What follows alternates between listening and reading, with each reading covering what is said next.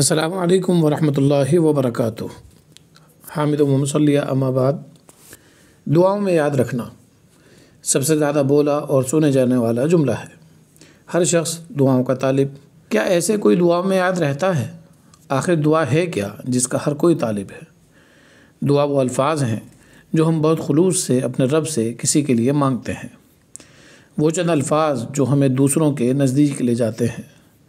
میلوں کے فاصلے پر بیٹھے ہوئے لوگ کیسے ہاتھوں کے پیالے میں چند لمحوں میں آ بیٹھتے ہیں، جن کے لبوں پر مسکراہٹ کے پھول کھلانے کے لیے ہماری آنکھیں رمجھم کرتی برسات سے بھر جاتی ہیں، جن کو زندگی کے گرم و سرد موسم سے بچانے کے لیے ہمارے چند الفاظ سایہ دار بادل بن جاتے ہیں۔ اب کیا ہر شخص ان الفاظ میں جگہ بنا سکتا ہے؟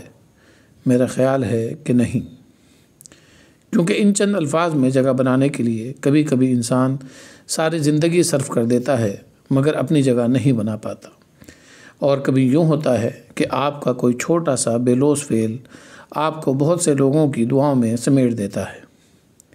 ضروری نہیں کہ آپ جو بھی کسی دوسرے کے لیے کریں اس کا چرچا ہر ایک سے کرتے پھریں۔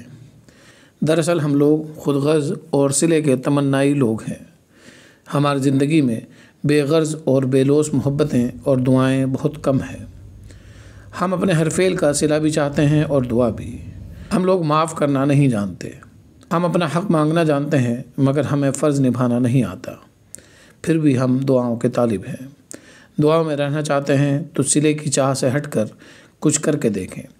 آپ کے لیے دعاؤں کے اتنے دروازے کھل جائیں گے کہ زندگی کا ہر مشکل مرحلہ آسانی سے گزر جائے گا، اور کہے بغیر بھی آپ سب کی دعاؤں کا حصہ بن جائیں گے۔ مضمون نگار ہیں اسلم ملک صاحب۔ والسلام علیکم ورحمۃ اللہ وبرکاتہ۔